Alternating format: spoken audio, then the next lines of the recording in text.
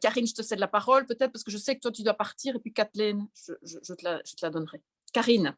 Merci beaucoup et merci à Estelle et à Pierre d'avoir vachement bien introduit mon sujet parce que moi, je vais vous parler particulièrement des soins de santé et de la situation des hôpitaux. Alors, je n'ai pas tellement envie de faire le constat de ce qui s'est passé pendant ces derniers mois. Je pense que tout le monde est bien au fait de ce qui n'a pas fonctionné, du manque de financement, des problématiques du milieu hospitalier.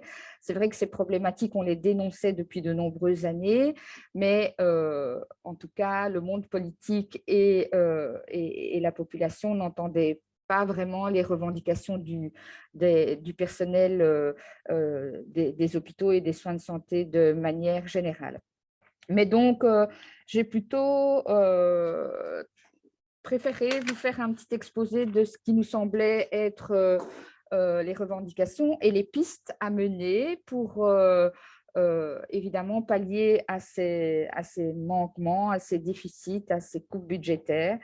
Et avec tous les contacts qu'on a eus avec les travailleurs avant cette crise et pendant cette crise sanitaire, ben, j'ai mis en évidence 6 points d'attention particuliers. Alors, mon premier point d'attention, c'est il va falloir, contrairement à ce que la secrétaire d'État prévoit, des investissements dans des moyens matériels et humains. Donc, il faut en toute priorité revoir l'encadrement, les normes d'encadrement qui n'ont plus été revues depuis plus de 20 ans dans les hôpitaux et qui sont aujourd'hui totalement insuffisantes et ont des conséquences négatives et délétères pour les patients, vu qu'on sait que moins de personnel il y a au chevet du patient, plus le taux de mortalité augmente. Et donc, ça, c'est quand même tout à fait interpellant. Pourquoi est-ce qu'il faut revoir les normes d'encadrement? C'est parce que les cadences se sont accélérées et le travail s'est complexifié. Et pour les travailleurs de terrain, c'est de plus en plus difficile. Il faut aussi investir dans le matériel parce que la technologie, l'informatisation nécessite du matériel qui soit connecté, qui soit fonctionnel.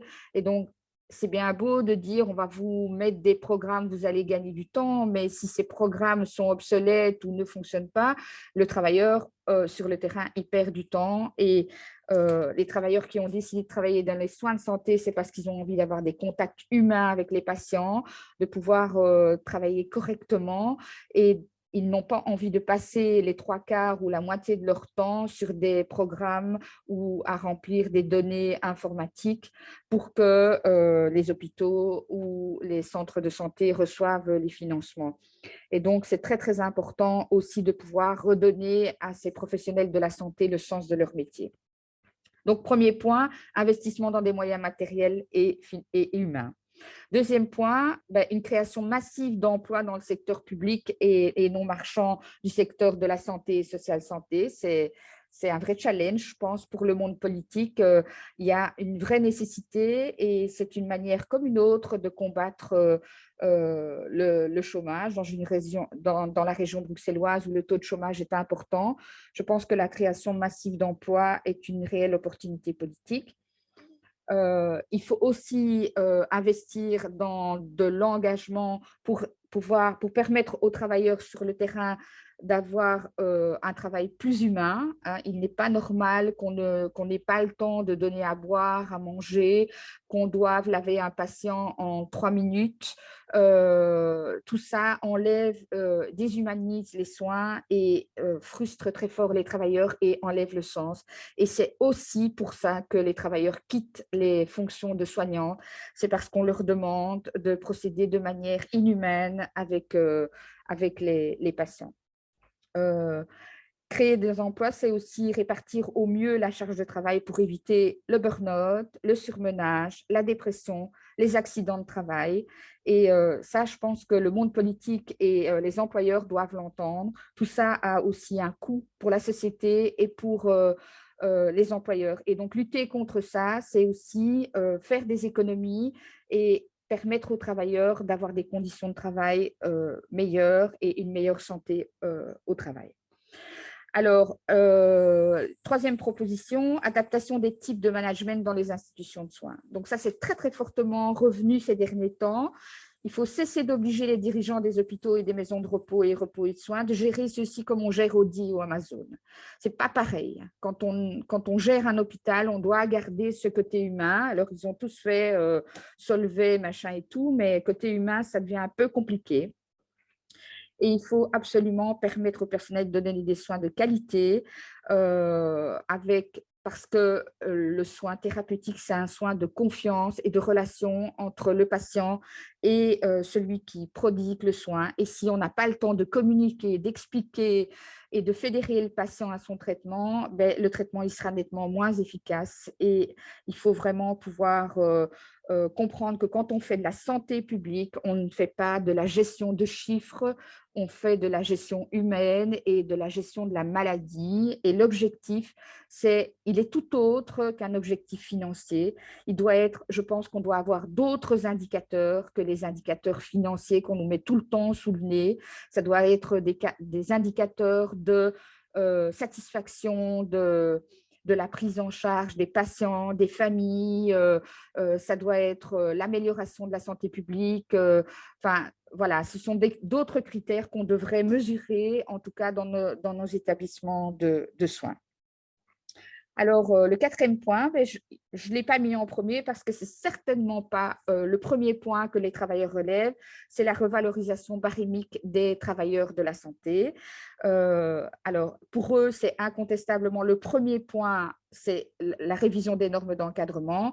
Mais effectivement, quand on débat après avec les travailleurs, ce qui revient très souvent, c'est de se dire, on nous demande d'être de plus en plus compétents, d'avoir de plus en plus de formation, d'être de plus en plus flexible. Et tout ça, on ne le paye pas. Et donc, quand on compare un niveau d'études égal avec d'autres métiers ou quand on compare le paiement des gardes, hein, c'est-à-dire toutes les prestations inconfortables que fait le personnel soignant, les nuits, les week-ends, les jours fériés, c'est même inimaginable de voir comme c'est sous-payé. Je pense que si on veut relancer un peu l'attractivité de ces métiers, il faut reconnaître que ça fait partie de la pénibilité du métier, de devoir travailler la nuit, les week-ends, les jours fériés, Noël, d'avoir des horaires flexibles, parce que ça empiète sur votre vie de famille, ça vous empêche d'avoir une vie sociale, ça vous empêche de participer, d'être affilié à un club de sport, d'avoir des hobbies, parce qu'une fois vous faites le matin, une fois vous faites le soir, une fois vous faites la nuit, une fois vous êtes en congé. Et donc ça, c'est vraiment, au début, quand on se lance dans le métier, on ne se rend pas compte, mais c'est vraiment quelque chose qui, à la longue, est pesant, et pas seulement pour le travailleur, aussi pour le reste de sa famille. Moi, j'ai vécu des dizaines de collègues qui, après des week-ends de travail, revenaient le lundi et nous disaient « Mon mari m'a dit, tu changes de boulot ou je te quitte parce que moi, les gamins, je ne peux plus les assumer comme ça tout un week-end. » Et ça, c'est la réalité des travailleurs de terrain, c'est qu'ils sont vraiment partagés à tout moment entre leur travail qui est avec des prestations difficiles. Et ça, en plus, c'est super mal payé. Alors, quand je parlais de la pénibilité du métier, il y a évidemment une alternative pour faire deux alternatives d'ailleurs pour réduire la pénibilité de ces métiers de la santé, c'est d'instaurer la réduction collective du temps de travail.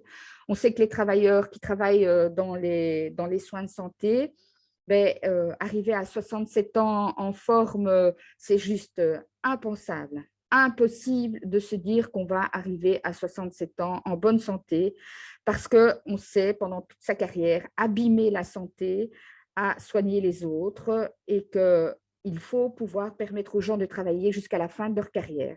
Deux alternatives, la réduction collective du temps de travail, ça permettra aussi de promouvoir l'emploi au niveau des soins de santé et la reconnaissance comme métier pénible parce qu'actuellement, qu'est-ce qui se passe pour nos travailleurs qui sont abîmés par la charge mentale? Parce qu'il ne faut pas oublier que travailler dans les soins de santé, c'est voir des gens souffrir à longueur de vie, voir des gens mourir à longueur de vie et traiter la maladie. Hein. C'est une charge physique, mais c'est aussi une charge mentale très, très importante. Et qu'est-ce qui se passe? Les travailleurs qui ont des troubles musculo-squelettiques, des travailleurs qui ont des problèmes psychologiques dus à la prise en charge de pathologies parfois très, très lourdes et de situations très difficiles, eh bien, ils sont mis dans des trajets de réintégration avec des postes qui ne sont pas adaptables parce que finalement, c'est lourd à tous les postes de travail maintenant dans l'hôpital parce que l'hôpital devient de plus en plus aigu et ils se voient remercier au bout de 30 années de service parce qu'on n'a pas trouvé de poste de travail adapté et il est viré comme un malpropre sans paiement d'indemnité. Hein. On en est arrivé à cette violence-là, c'est que les employeurs se débarrassent des travailleurs qui ne peuvent plus être 200%, parce que ce n'est même pas 100% qu'on nous demande d'être dans les institutions de soins, c'est à 200%.